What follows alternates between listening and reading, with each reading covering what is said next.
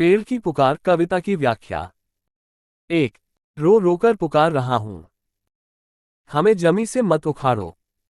रक्तस्राव से भीग गया हूं मैं। कुल्हाड़ी अब मत मारो। आसमां के बादल से पूछो, मुझको कैसे पाला है। हर मौसम में सींचा हमको। मिट्टी करकट झाड़ा है। संदर्भ उपरोक्त पंक्तियां नवगीत के प्रतिनिधि कवि शंभुनाथ सिंह की चर्चित कविता पेड़ की पुकार से उद्धृत है। व्याख्या। पेड़ मनुष्य से रो रोकर अनुरोध करते हुए कहता है कि हमें जमीन से मत उखाड़ो। हमारे शरीर में भी प्राण है। तुम्हारे उखाड़ देने से मेरे प्राण चले जाएंगे। तुम जब मुझे जमीन से उखाड़ते हो तब मैं भी खून से लथपथ हो जाता हूं, भीग जाता हूं खून से।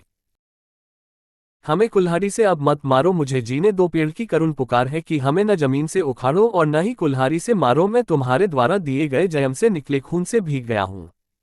मुझे भी ठीक वैसी ही तकलीफ होती है जैसे किसी मनुष्य को मारने से होती है। वृक्ष अपनी वेदना को प्रकट करता है। पेड़ आगे कहता है कि आसमान के बादल से पूछ लो, कितने कठिन परिश्रम से मुझे पाला है।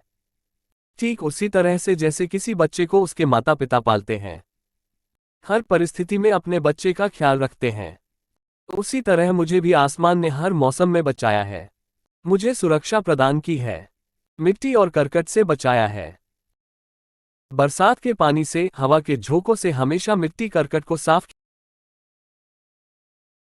बरसात के पानी से, हवा के झोंकों से हमेशा मिट्टी करकट को साफ किया है। और तुम हो जो अपने स्वार्थ के वशीभूत होकर मुझे कुल्हाड़ी लेकर काटने चले आते हो। विशेष। एक पेड़ का अद्भुत मानवीयकरण किया गया है। जैसे मनुष्य को चोट लगने से खून का स्राव होता है, पेड़ कहता है कि वैसे ही तुम्हारे मनुष्य के प्रहार से मेरा खून निकलता है। 2 पेड़ अपनी वेदना को प्रकट कर रहा है। 3 बेहद सरल और आसान अभिव्यक्ति है।